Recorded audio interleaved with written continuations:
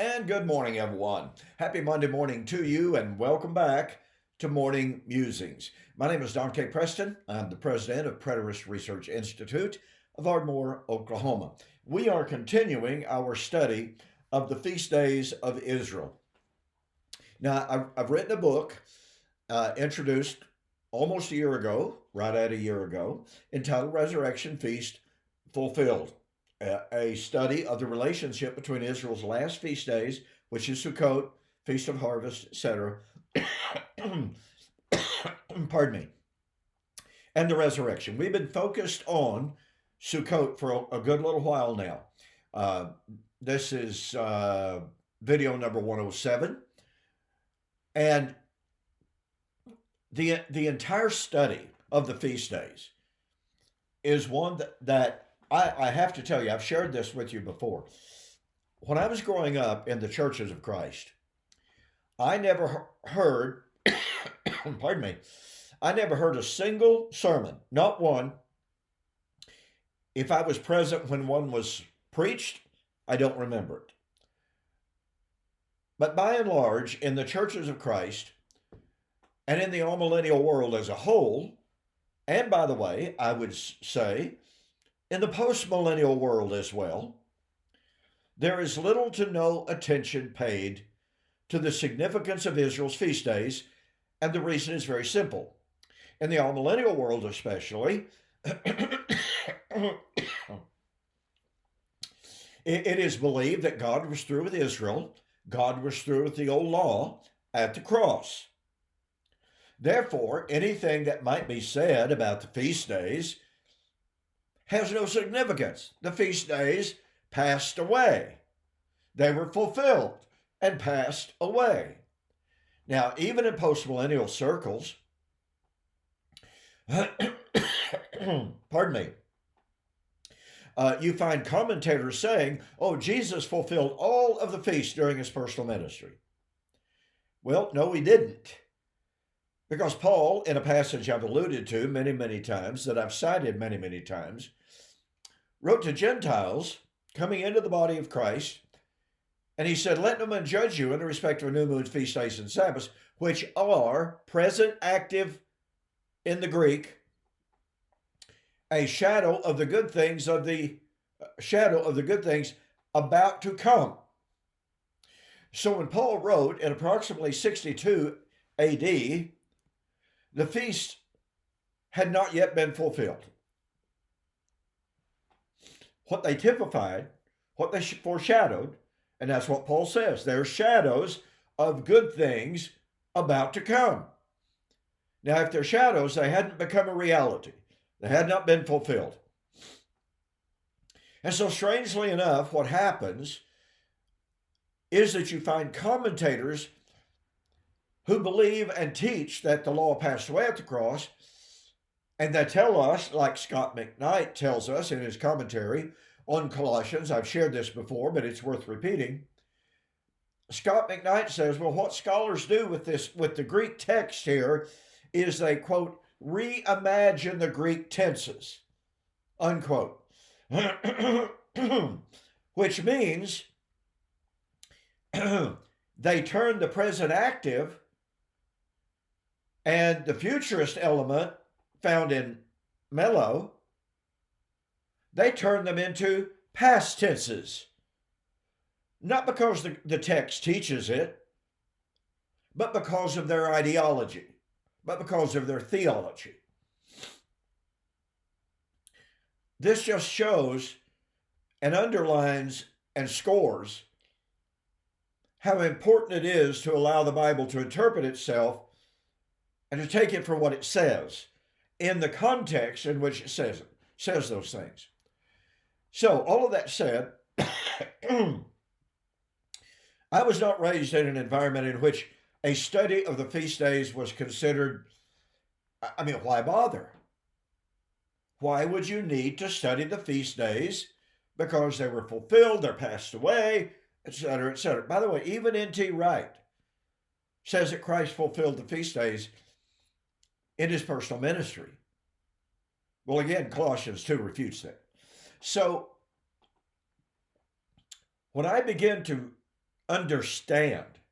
And I've said this before, the very first time, well, technically not the very first time, but one of the major times in which the importance of the feast days was driven home to me is I was listening to my good friend David Curtis speak on the feast days.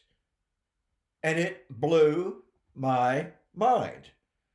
Now, I'll be really honest, I don't know why the significance of the feast days had not been driven home to me, because I had a good friend at the time who, for a couple of years prior to hearing David speak, his name was Bill Cannengeiser, and Bill Cannengeiser was a walking, talking, breathing dictionary and encyclopedia on the feast days.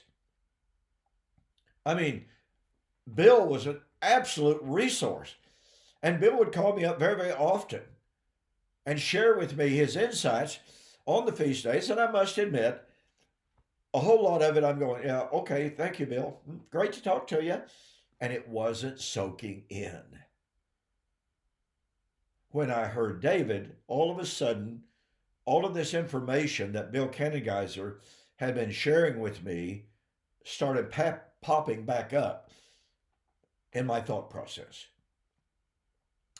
I began to realize how critical it is to understand the typological foreshadowing significance of the feast days, and particularly the last three: Rosh Hashanah, the Feast of Trumpets; Yom Kippur, Feast of Atonement, Day of Atonement; and Succot, the Feast of Harvest. Now, I say all of that because I want to get back today. I just reiterate and confirm why I'm spending so much time on the feast days. Listen to me. If you are a member of the Churches of Christ in the amillennial world holding the traditional views, you may just want to dismiss any discussion of the feast days simply because you don't understand them and because you believe the law passed away at the cross. But that is absolutely wrong. So, again, I have written this book and this book, The End of the Law. Now, in this book, I demonstrate beyond a shadow of a doubt that the law was not nailed to the cross, which agrees perfectly with this book that the Feast of Succot was not fulfilled when the New Testament was written.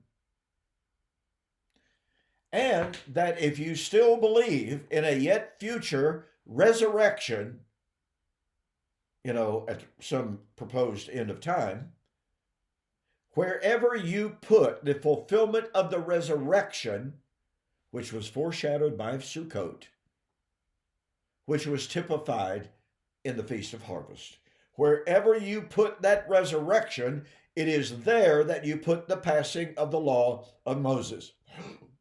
Pardon me. I'm sorry. You just can't put the resurrection into our future, no matter what you think of it. You cannot do that without thereby imposing the law of Moses until that point. Okay, all of that somewhat introductory. We have been talking about the meanings. What's the best way to put that? Yes, the meanings that the Jews historically, both scripturally and by tradition, and let me make sure to take note of this. Some of the things that I'm sharing with you as to what the Jews believed about the significance and about the meaning and the application of Succot are based more on tradition, Jewish tradition, than they are scripture. Now, does that mean in and of itself that this meaning is wrong? No. I mean, some of it may be speculative. Speculation is not within itself inherently false. Can we bind it as, quote, law, unquote? No, we can't. So again, I just want to let you know that, especially what I'm going to share with you today, is based upon long-standing, centuries-long-standing traditions held among the Jews as to the significance and meaning, the typological meaning of Sukkot. Now, on page 38 of my book, all right, Resurrection Feast Fulfilled, I have a very lengthy quote from a scholar by the name of Kirsten J. Corthius. I'm going to read the whole thing, the whole quote, because I want you to have a feel for the multifaceted concepts that were associated with Sukkot. All right? Beginning quote. Baya ben Asher discusses 7 of the traditional interpretations given by rabbis for the symbolism of, now this is the symbolism of what they call the Lulav and the Ethrog. The Lulav and the Ethrog were citrus fruit, palm branches, myrtle branches, etc., willow, because they had tremendous significance to the Jews. So, okay, that's the lead-in that I should have spoken before. So here are the traditional interpretations given by rabbis for the symbolism of the Ethrog, and the Lulav. Number 1, Ethrog or Ethrog, whichever, symbolizes Abraham because he is a beautiful and fruitful tree. The palm is Isaac because the Hebrew word for this plant comes from the root to bind, and Isaac was bound as a sacrifice. The myrtle is Jacob because it has many leaves as he had many offspring.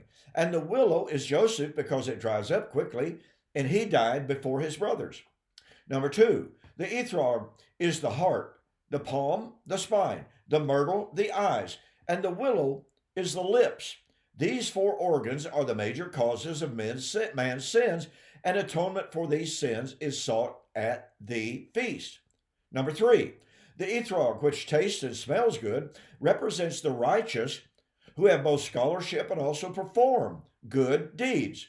The Lulav has good fruit but no smell, which means scholarship has meaning but no good deeds. The myrtle smells good but does not produce fruits. In other words, that represents good deeds but yet no scholarship. And the willow has neither, but God wants all people to work together for his sake. Number 4, the 4 species are the 4 kingdoms which this interpreter believed has fought and suppressed Israel: Babylonia, Persia, Greece, and Rome. Isn't that interesting that the ancient Jews identified the 4 kingdoms of Daniel? Babylon, Persia, Greece, and Rome. Just thought I'd throw that in there. Okay, if these can be survived, anything can. Number 5, the 4 species are moist and fresh all year, as the Torah should be vibrant and alive for each person. Number 6, the Ethrog and Lulav produce fruit, while the myrtle is bitter and the willow droops. God gives his people blessings, but they should also expect bitterness and be humble before him. And number 7, all 4 species require a lot of water, and the Feast of Sukkot is a celebration where people pray for rain, which is necessary for life. Now, let me reiterate, I'm not laying this down as absolute law. No scriptures were quoted, all right. But the symbolism of the Ethrog and the Lulav and Aphrodite, the temple in the times of Jesus the Messiah, Josephus, they all talk about this. And they share with us this symbolism of what they called the 4 species. You know, a citric type of fruit. And again, you had the willow, the myrtle, etc., etc. And it's so fascinating to see the symbolism that the Jews attached to that. from Abraham to Isaac to Jacob to Joseph to the salvation of the nations. On and on and on they went. They gave incredible thought to the meaning and the significance. Now, here is the final thought that I want to share with you today. Even though the Ethrog and the Lulav were not specifically, let me see, how do I express this? Harvest fruits, although they're associated with it, okay? So don't somebody jump my case here because, oh, you said they weren't harvest fruits. They always had harvest, okay? There is a linkage to it. But nonetheless, here is the feast of harvest, at which the Ethrog and the Lulav are shaken and held up before the Lord to rejoice in the harvest. So there is no, quote, disconnect between them.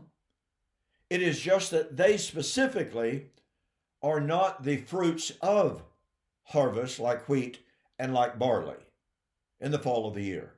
I just wanted to maybe make that short distinction there. So I hope that you can see the incredible significance. You can take this quote for whatever you wish, as helpful, as insightful. In many ways, it's beautiful. And I suspect that there are going to be some of my viewers on YouTube go, Preston, they didn't quote a single verse. Why are you bothering? Well, because it's associated with it. So I repeat one more time, no, they didn't quote any scriptural verses that give us that specific typology and what have you, but they're giving us their insights into Jewish tradition. And again, somebody will jump up and say, oh, that's just tradition. We don't have to pay any attention to it. I'm not giving it as a doctrine, okay? I'm not giving it as anything binding, okay? So for those who are prone to jump on anything and everything that I say and try to simply find fault, let those words soak in. This is beautiful. It's beautiful in its imagery.